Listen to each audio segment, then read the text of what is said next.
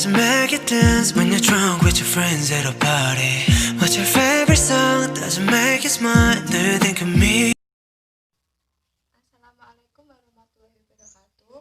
Perkenalkan, saya Erika Suryani dari kelas 5 PGSD A3, NIM 1813300000368. Di sini saya akan menjelaskan tentang media pembelajaran kompetensi dasar 3.3 kelas 5 yang menjelaskan tentang organ pencernaan dan fungsinya pada hewan dan manusia serta memelihara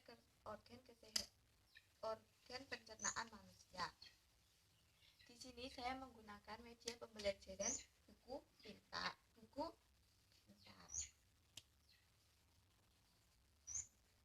Yang pertama, organ pencernaan hewan. Di sini saya mengambil contoh hewan sapi. Biasanya organ pencernaan hewan sapi itu disebut dengan pencernaan hewan ruminansia. Nah, di dalam organ pencernaan sapi ini dibagi menjadi 4 organ, yaitu rumen atau perut besar, omasum atau perut kitab, abomasum, perut masam, dan retikulum perut jelek. Nah, ini gambar rumen. Rumen ini perut besar yang berfungsi sebagai tempat terjadinya pencernaan dengan bantuan mikroba atau bakteri. Nah, selanjutnya omasum atau perut kitab. Di dalam perut kitab atau omasum, makanan dicerna dengan bantuan enzim pencernaan di dalam perut kitab ini. Yang ketiga, abomasum atau perut masam. Di dalam abomasum atau perut masam, makanan dicerna dengan bantuan enzim pencernaan pepsin. Abomasum ini letaknya ya di sini, yang warna. Lalu yang keempat adalah retikulum atau perut jelek. Perut jelek atau retikulum berfungsi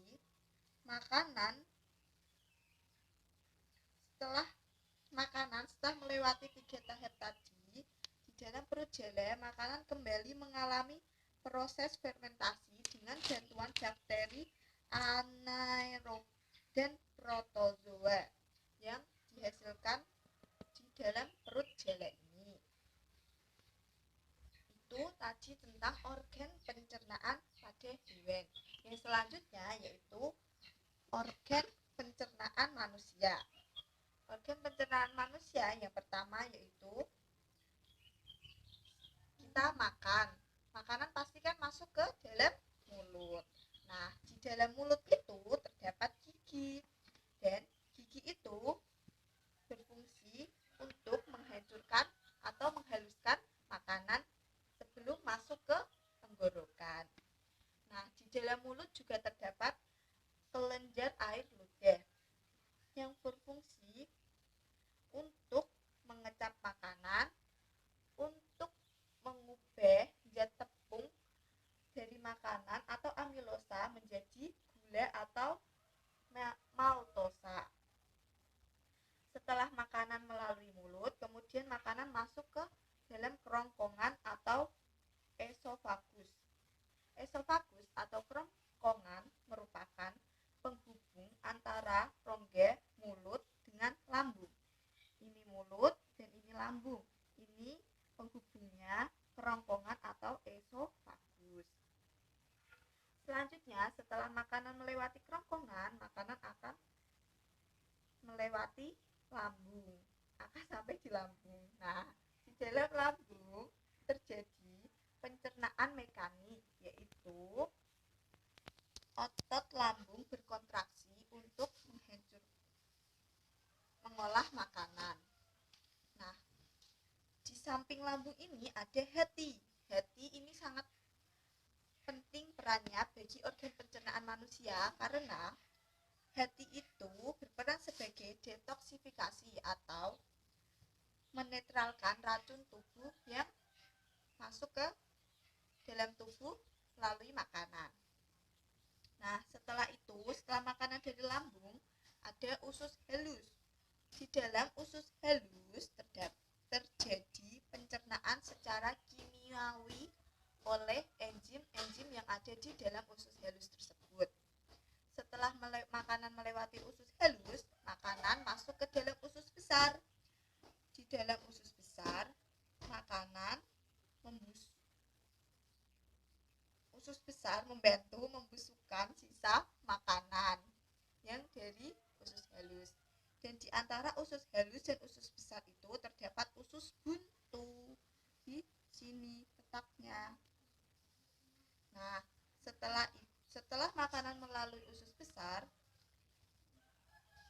makanan akan sampai ke anus, yaitu jalan untuk keluarnya sisa makanan dan gas yang berbau atau feses atau tinja kita. Nah, cara memelihara kesehatan organ pencernaan manusia, yaitu kalau di mulut kita harus sikat gigi 3 kali sehari setelah makan.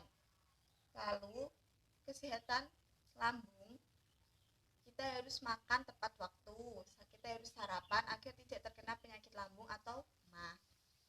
Lalu kita juga jangan mengkonsumsi makanan yang berlebihan, jangan makanan yang pedas-pedas banget, jangan yang asin-asin banget, jangan, karena itu dapat merusak pencernaan pada tubuh kita. Itu tadi penjelasannya. Jadi kesimpulannya, organ pencernaan pada hewan dan manusia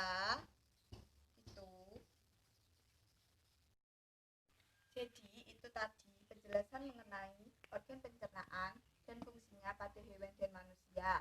Tadi sudah saya jelaskan di buku ini ya. Selebihnya terima kasih. Wassalamualaikum. Mohon maaf apabila ada terdapat salah kata atau apa, saya meminta maaf. Wassalamualaikum warahmatullahi wabarakatuh.